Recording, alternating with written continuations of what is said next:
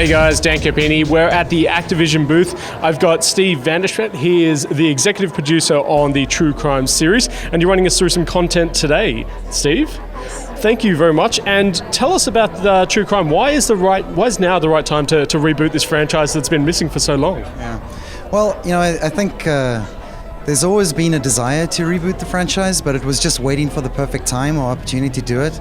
And so when we found the perfect location, we found the perfect developer, and we found the perfect story, we thought, okay, no time like the present to get it done.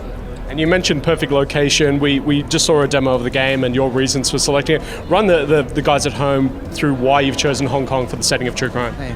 I think the most important thing is we were very heavily influenced by Hong Kong cinema action movies, and we were really looking to take the open world gamer to somewhere that they hadn't been before. And from that perspective alone, Hong Kong just made perfect sense. And the more we started looking into it, and you look at the different sort of the wide architectural range that Hong Kong has, you got a lot of areas down by the docks. You've got this great commercial central area with Soho and some narrow streets. You've got night markets and things like that. So just the range of gameplay that we thought we could get out of it would be excellent. And for that reason, we went to Hong Kong. Can you give us some examples of the gameplay and how it will differentiate the different parts of the city? Sure. There's North Point, for example, is modeled very much after Mong Kok, which is actually more on the mainland, outside of Hong Kong proper. But it has a lot of alleyways, it has a lot of night markets, and so there's a lot of foot chase scenes through there where you have to, use the crowd dodging mechanic, to get through. Things can get very congested, and you have to have your wits about you, how to get there. Whereas if you head to Central, for example, the roads are a lot wider, they're a lot wider open. And, so choice of vehicle-wise, in North Point, you might use the motorbike, whereas in Central, you might use a car, to get around.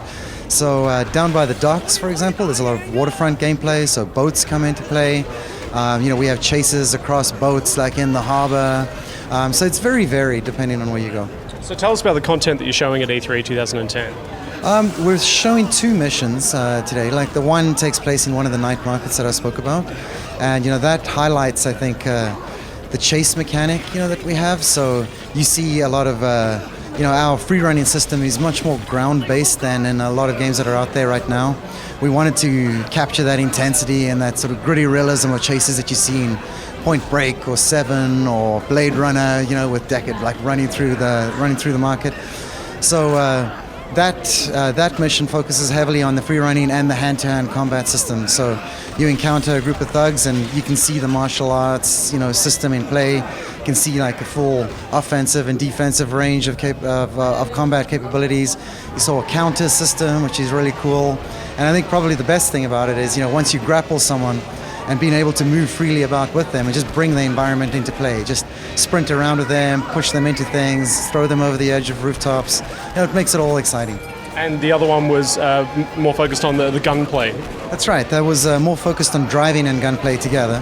That one, what we've tried to do there is, create a nice arcadey sort of driving model, but at the same time layer an awesome, again, like Hong Kong cinema style, action component on top of it. So what you saw there was riding on the back of a motorbike, being able to shoot freely, I guess, in any direction, being able to target, enemies, being able to target vehicles, sub-target them.